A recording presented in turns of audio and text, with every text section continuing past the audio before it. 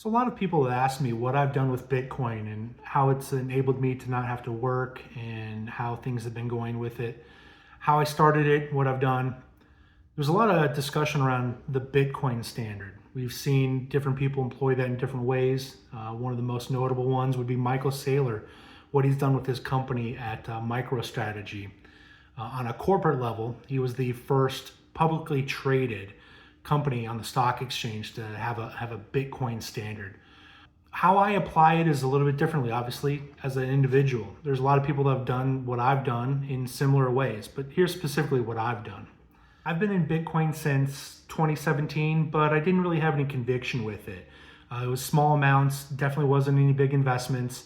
I rode the bear market all the way down for a good year and a half while that tanked. And then things started turning around in 2020 and 2021. They started spiking, things got really good. Well, in 2020, I decided towards the end of the year that I was wanting to get on a Bitcoin standard of my own. So my first step was I wanted 90% of all my liquid assets in Bitcoin. I no longer wanted to keep it into a devaluing dollar.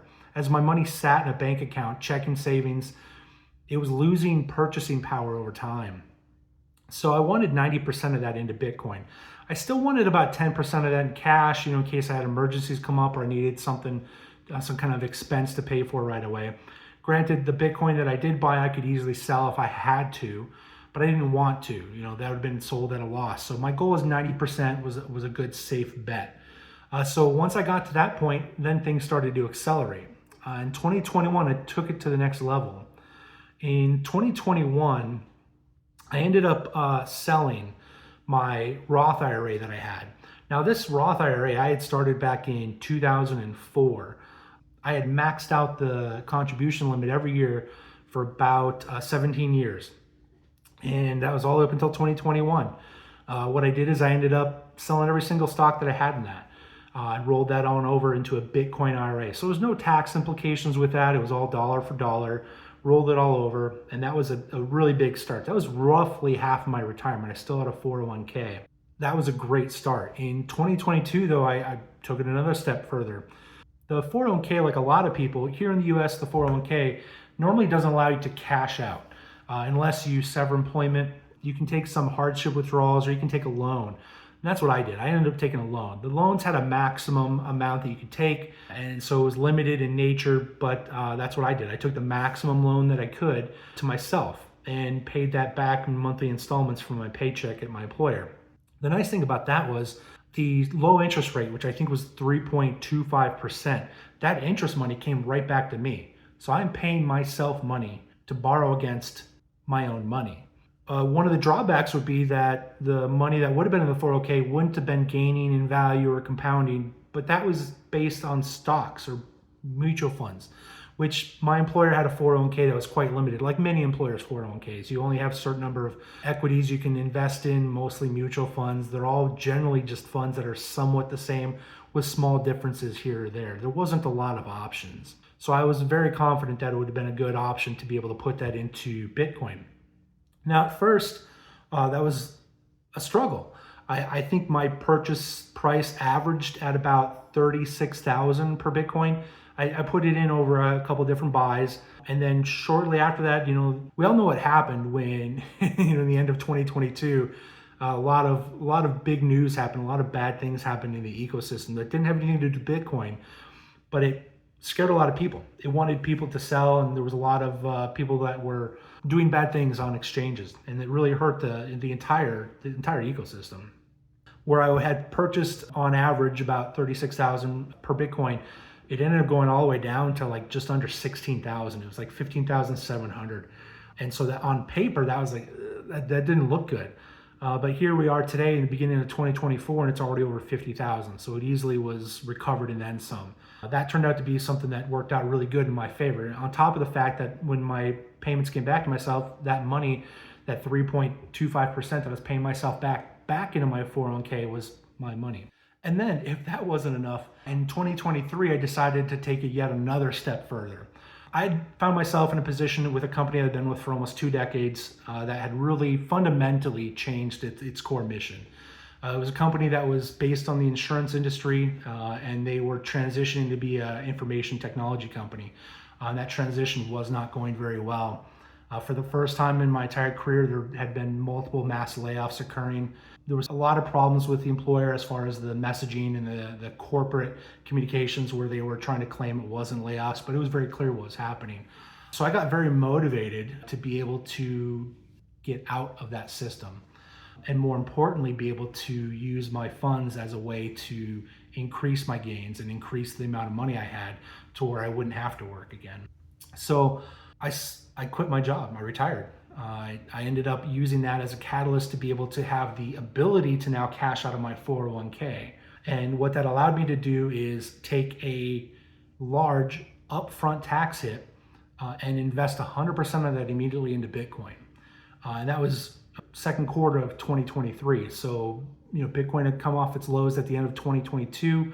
It was starting to go up in 2023, but it had spiked. But, there was still a lot of fear. People thought, oh my God, it was going to be $10,000 Bitcoin. That never came to happen. So I ended up putting it all in to Bitcoin. Now, I found myself with a decision to make. And this is more of a personal level. Like this whole particular episode is about, things that I've done that worked for me. I had a decision because I had the ability to pay off my house loan. I had already paid off the mortgage on my condo. That was, I think, after 16 years of a 30-year loan that had gotten paid off early.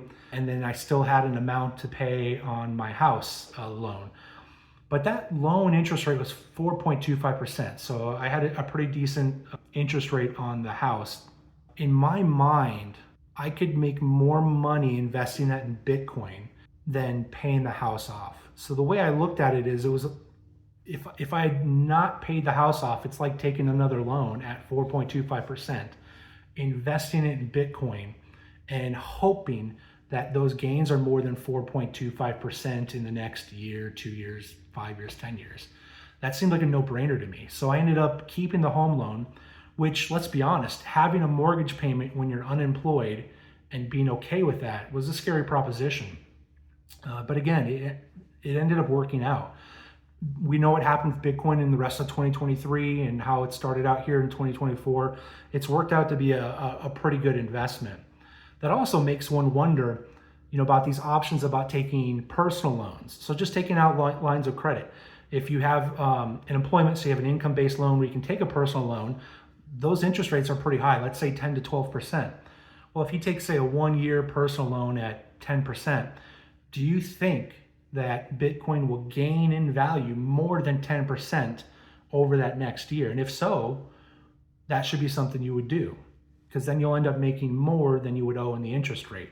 Now, that's leveraging yourself. That in itself has a lot of risk, so it's not something that's for everybody. But it was, in a way, what I did with my 401k, cashing out, not using it to pay off debt I had, but actually putting it all right straight away into Bitcoin. So after taking that initial tax hit for cashing out of my 401k and the penalty for the early withdrawal, the second half of 2023 was really good. And I've more than made up for those initial losses. But not only that, now, even though I have no intention of selling Bitcoin, if I wanted to, I would be able to sell that Bitcoin after holding it for a year and only be taxed underneath the capital gains tax rate, which is much, much lower than the massive income tax rate. There are other things you can do as well instead of cashing out of the Bitcoin. Just like I took a loan out against my own asset, the 401k funds that I had, I can also take a loan out against my Bitcoin. So whereas the 401k funds were the collateral, my Bitcoin is now the collateral. There's no income verification. Nothing gets reported to your credit. There is no credit check because you are using your own asset to get that loan back in fiat terms. But if I wanted to, I could also sell some of the Bitcoin and instantly buy it right away. Because Bitcoin's not a security, the wash trading rules don't apply. In addition to that, one of the benefits would be is as a single tax filer, I would be able to have up to 44-some thousand profits and gains underneath the capital gains rate that is taxed at 0%. So I could theoretically sell enough to show a gain of 44 some thousand dollars, buy the Bitcoin back right away, and have that new mark be for the next year, and then profit from that way. Or I could take some of the funds and actually live off of that amount tax free if I want, where I wouldn't have to pay taxes on any of those gains. But again, I have no intention of actually selling the Bitcoin. So that's basically what I've done in a summary of what I've done to put myself on a Bitcoin standard. That doesn't necessarily work for everybody, but that's just what I've done. Some people would tell me when I did this, well, Sean, that's pretty risky. Well, all investments carry risk. So yeah, I mean, that's true. In my mind, it wasn't as risky as keeping that money in US dollar, something that devalues and inflates itself away and has less buying power year after year as it sits there. I mean, I've had stocks that have gone bankrupt, zero. I can't even sell it for a loss. It's 100% loss. They just disappear. I've had that happen a couple times. I've had some big winners too, right? So yeah, there's definitely risk involved in all that. But in my mind, after studying for a couple of years about Bitcoin, it's too risky not to be in it. Some people tell me, well, Sean, why don't you diversify more? Over the years, I've learned diversification means buying losers to mix them in with your winners. Sure, if you end up netting a positive, that's great. But why buy losers just to offset your winners? If you have conviction in something that you think is one of the best, hardest, most scarce assets in the world, why would you want to put your money in anything but that? And also, if you're invested just in the stock market, all those assets are correlated to the US dollar. Are you really diversified if everything that you own is based on the US dollar? I mean, my history with stocks, like I said, I started my IRA in 2004, did a lot of reading and research. I was a growth and value investor. I'd found companies that I was really into, things that I thought were niche markets, and people that ran it. The corporate leadership structure was, people that I thought were actually going to move the company into new and better territories. And over the long term, I had a lot of good winners. Out of the 17 years I had my IRA, full 17 years, 14 years I beat the market. I always compared myself to the S&P 500. So in 14 of those 17 years, I did better than the S&P did, which is great. I mean, I patted myself in the back every year with that. On average, I made about 14% annually on an average basis, which again is not something that's super common, but it was good gains. And then I started looking at what real inflation was, what true inflation was, and realized over the last couple of years, I've barely been keeping up with inflation to keep my buying power flat. And that was eye-opening to me. Which one's the best crypto asset? Well, Bitcoin's the best crypto asset. Okay. What's the second best? There is no second best. There is no second best crypto asset. There's a crypto asset. It's called Bitcoin, right? Have any questions? Put them in the comments. I actually do respond to them. Want to tell me that I'm an idiot? Cool. Tell me why. Think I'm a genius? I love reading about those too. Just want to jump in there and tell me that my beard looks pretty? Totally accept that as well. But keep in mind, my eyes are up here.